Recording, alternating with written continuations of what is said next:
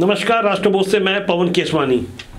हमारे देश में अभी भी सबसे मजबूत और सबसे विश्वसनीय व्यवसाय माना जाता है डॉक्टर का व्यवसाय, खासकर डॉक्टर जब एमबीबीएस हो। ऐसे ही एमबीबीएस करवाने वाले मेडिकल कॉलेजों के विरुद्ध ईडी ने देश भर में तगड़ी छापेमारी की है। छत्तीसगढ़ के जिन 4 बड़े मेडिकल कॉलेजों के विरुद्ध छापेमारी की गई है, वहां से कुछ चौंकाने वाले खुलासे हुए हैं। दरअसल ये छापेमारी उन मेडिकल कॉलेजों की मान्यता से जुड़े हुए हैं, वहां दी जाने वाली सुविधाओं से जुड़े हुए हैं, वहां जो फैकल्टी यानी जो टीचर पढ़ाते हैं उनकी क्या योग्यता है, उन्हें कितनी सैलरी दी जाती है और किन किन मापदंडों का पालन नहीं करने के बावजूद उन्हें मान्यता दी गई और मान्यता मिलने के बाद आज की तारीख तक उनकी मान्यता कैसे बरकरार है, इस बारे में ईडी ने काफी तगड़ी पतासाजी करते हुए एक साथ 10 राज्यों में छापेमारी की है, जिसमें छत्तीसगढ़ के 4 कॉलेज हैं। इन मेडिकल कॉलेजों के संचालकों के पावर और पोजीशन के बारे में मैं आपको आगे बताऊंगा। फिलहाल ये समझ लिया जाए कि आखिर ईडी ने सीबीआई द्वारा 10 जून 2025 को जो एफआईआर दर्ज की गई थी, जिसके बाद रावतपुरा सरकार मेडिकल कॉलेज रायपुर में छापेमारी की गई थी, जहां से रंगे हाथों 55 लाख की रिश्वत लेते हुए कुछ लोग पकड़ाए थे। उस मामले में ईडी ने पीएमएलए यानी धन शोधन निवारण अधिनियम के तहत ये छापेमारी की है। अलग अलग ठिकानों पर छापेमारी करने के साथ जो सबूत इकट्ठा किए गए हैं, अब यकीन मानकर चलिए आने वाले दिनों में इस मामले में कुछ और बड़ी बातें सामने आने वाली है। फिलहाल यह समझ लिया जाए कि सीबीआई ने जो बीते 2-3 जुलाई को छापेमारी की थी, उसमें क्या खुलासे हुए थे। रावतपुरा सरकार मेडिकल कॉलेज की मान्यता रिपोर्ट को उनके अनुकूल बनाने के लिए 55 लाख रुपए की रिश्वत लेते हुए सीबीआई ने निरीक्षण दल के डॉक्टरों, उनके सहयोगियों को रंगे हाथों पकड़ा था। पकड़े गए बड़े बड़े रसूखदार आरोपी फिलहाल जेल में हैं। सीबीआई जांच में जो बातें सामने आई थी, वहां पता चला कि आरोपी बड़े बड़े सरकारी अधिकारी रिश्वत लेकर मेडिकल कॉलेजों की निरीक्षण से जुड़ी बेहद गोपनीय जानकारी बिचौलियों तक पहुंचाते थे।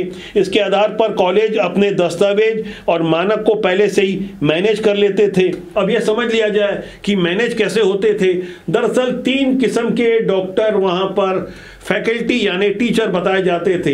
एक तो वो जो रेगुलर हुआ करते थे, दूसरे वो जो सिर्फ थंब इंप्रेशन लगाने आते थे, बायोमेट्रिक के आधार पर इस बात के सबूत छोड़ जाया करते थे कि वो कॉलेज में अटेंडेंस दिए थे, तीसरे वो जब निरीक्षण दल आएगा तो वो अचानक प्रकट हो जाएंगे। ऐसी धांधली के बाद अब आप सोचिए, जो लाखों करोड़ों रुपए देकर मेडिकल की डिग्री लेंगे और ऐसी ऐसी फर्जी किस्म की व्यवस्था से जुड़े रहेंगे, तो वो भला मरीजों का इलाज कैसे करेंगे, देश की सेवा कैसे करेंगे। यहाँ भी चौंकाने वाली बात यह है, जो सीधे नीट से सिलेक्शन होकर आते हैं, दूसरे जो एनआरआई कोटे से एडमिशन लेते हैं, इस मामले में भी जमकर धांधली होती रही है। हालांकि वो एक अलग विषय है, लेकिन जब छापेमारी होती है तो सब कुछ समेट लिया जाता है। कुछ दस्तावेजों की अंदर खाने की जानकारी हम तक चलकर आई है। सीबीआई ने जब छापेमारी की थी तो बेहद हैरान करने वाली जानकारी ये मिली थी कि राष्ट्रीय स्वास्थ्य प्राधिकरण के संयुक्त निदेशक डॉक्टर जीतूलाल मीणा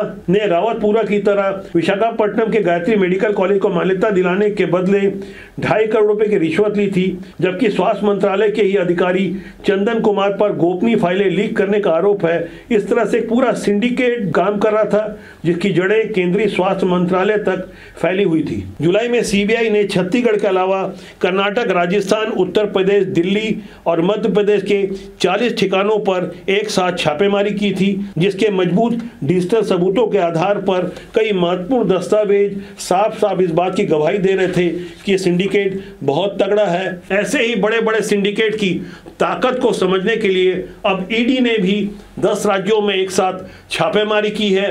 तब सीबीआई ने 35 आरोपी बनाए थे, 6 को तो तुरंत गिरफ्तार कर लिया था। अब बारी ईडी की है, कितना अलग से धन लिया गया होगा। धन शोधन निवारण अधिनियम के तहत ईडी की जद में आने वाले छत्तीसगढ़ के 4 प्रतिष्ठित मेडिकल कॉलेजों में से भिलाई का शंकराचार्य, रायपुर का रावतपुरा मेडिकल कॉलेज, इसके अलावा रिम्स और बालाजी मेडिकल कॉलेज में दबिश दी गई। ढेर सारे दस्तावेज यहां से बरामद किए गए। इस दौरान ईडी ने इन कॉलेजों के 7 परिसरों में एक साथ छापेमारी की। एक एक प्राइवेट मेडिकल कॉलेज को तैयार करने के लिए 300 से 350 करोड़ रुपए खर्च होते हैं और इसके संचालक जब इतना पैसा इन्वेस्ट करते हैं तो वो भी उम्मीद करते होंगे कि उन्हें लगाया गया पैसा हर हाल में जल्दी जल्दी कैसे प्राप्त हो। इसके लिए फीस के अलावा बहुत सारे ऐसे तरीके होते हैं, जैसे कोई स्टूडेंट हॉस्टल में नहीं रहना चाहता, बावजूद इसके 2.5 लाख रुपए की उससे ज़बरदस्ती फीस ले ली जाती है। यदि वो ट्रांसपोर्ट की सुविधा का नहीं भी इस्तेमाल करता है तब भी उससे वो पैसे ज़बरदस्ती ले लिए जाते हैं। ये तो बात हुई सामान्य फीस की, लेकिन यदि मैं बात करूं एनआरआई कोटे के सीट बेचने की, आपने सही सुना, यहां भले ही रिकॉर्ड में बेचने जैसी कोई बात नहीं आती, लेकिन साफ तौर पर जो सौदेबाजी होती है वो 1 करोड़ 30 लाख से लेकर 1.5 करोड़ तक मौजूदा मार्केट बताता है। जिस भी कॉलेज को जितनी भी सीटें अलॉट होती है उसका 15% एनआरआई कोटे को जाता है और एनआरआई कोटे के लिए एक मजबूत पेपर तैयार करने के अलावा एक मजबूत तंत्र काम करता है। फिलहाल भिलाई के शंकराचार्य मेडिकल कॉलेज को 250 सीटें अलॉट है। इस हिसाब से वहाँ एनआरआई कोटे की 37 सीटें हैं। इसी तरह भिलाई के अभिषेक मिश्रा मेमोरियल कॉलेज को 150 सीटें अलॉट है, उन्हें भी एनआरआई कोटे की 22 सीटें अलॉट है। इसी तरह रिम्स को भी 150 सीटें मिली है, तो वहाँ भी एनआरआई की 22 सीटें हैं। रावतपुरा सरकार के ऊपर तो मान्यता का ही खतरा था, इसलिए ले देकर किसी तरह इस बार सिर्फ 100 ही सीटें मिली हैं। यहाँ भी एनआरआई का 15% यानी 15 ही सीटों का कोटा है, जबकि बालाजी मेडिकल कॉलेज की भी 250 सीटें हैं, तो उन्हें भी 37 एनआरआई कोटे की सीटें मिली है। इस तरह से छत्तीसगढ़ के इन 5 मेडिकल कॉलेजों को कुल 133 एनआरआई कोटे की सीटें मिली है। लेकिन इस बार 26 सीटें काफ़ी दबाव और जोड़ जुगाड़ के बावजूद नहीं भरी गई, और इसका कोई एक बहुत बड़ा कारण रहा होगा, तो वो कारण रहा मेडिकल एजुकेशन की जो डायरेक्टर थी यानी डीएमई शिखा राजपूत। उन्होंने साफ तौर पर नियम के विरुद्ध 26 एनआरआई कोटे की सीट पर एनआरआई कोटे से एडमिशन दिलवाने से साफ तौर पर इनकार करते हुए इन 26 सीटों में रेगुलर बेसिस पर एडमिशन कराने की सहमति दी। कैसे भी संयोग समझा जाए कि शिखा राजपूत एक तरफ ईमानदारी से काम कर रही थी, लगातार कागजातों की पड़ताल करने के साथ छापे मार के अपने अधिकार का भी उपयोग कर रही थी, लेकिन बड़े बड़े रसूखदार मेडिकल कॉलेजों को शायद ये सब रास नहीं आ रहा होगा। तो अभी हो सकता है शिखा राजपूत का भी अब निर्वाचन आयोग में ट्रांसफर हो गया है, यानी आज की तारीख में वो डीएमई नहीं है, सिर्फ एक दिन पहले ही उनका ट्रांसफर हो गया है या करवा दिया गया है। दरअसल छत्तीसगढ़ के डायरेक्टर मेडिकल एजुकेशन को ये शिकायत मिली थी कि भिलाई के अभिषेक मिश्रा मेमोरियल कॉलेज में फर्जी मरीज और फर्जी फैकल्टी दिखाकर 150 सीटों का कोटा ले लिया गया है। सीटें इसी आधार पर बढ़वाई गई है। इसकी हकीकत समझने के लिए जो शिकायत आई थी उसके लिए डीएमई की ओर से न केवल अभिषेक मिश्रा मेमोरियल कॉलेज बल्कि शंकराचार्य मेडिकल कॉलेज में भी छापेमारी की गई।